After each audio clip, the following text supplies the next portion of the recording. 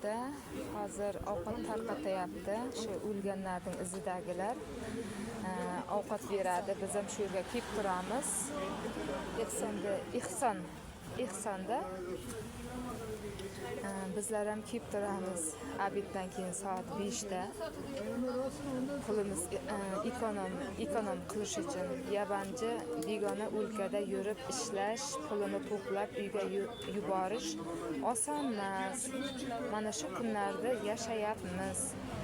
Xudo xohlasa ishimiz yaxshi bo'lib ketgandan keyin bu kunlar xotira, ya'ni. Mana ke.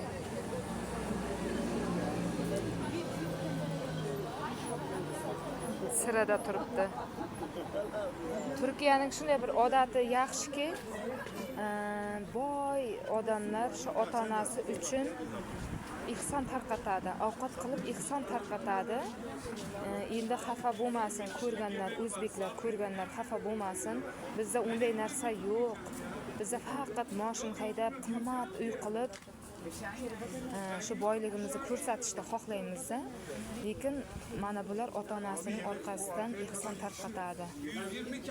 Bizlarga ham yordami shuki, masalan, pulimiz ketmaydi.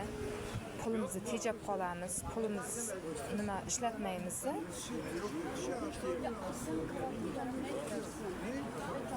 Alloh rozi bo'lsin bulardan ham. Baribir o'zim o'lkamni yaxshi ko'raman, lekin ba'zi bir insonlarga qarab nima fikr qilib aytdim-da, aytayapman.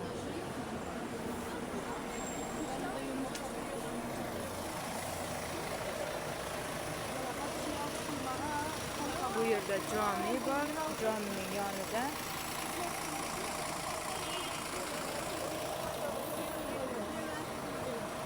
xullas mana shunaqa.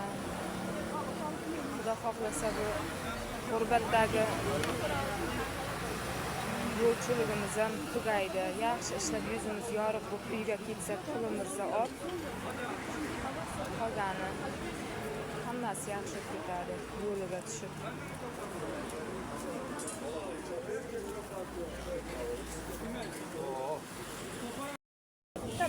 Koysana şimdi. Burada nane. Koy. Her gece bir bardak. Alın, tamam.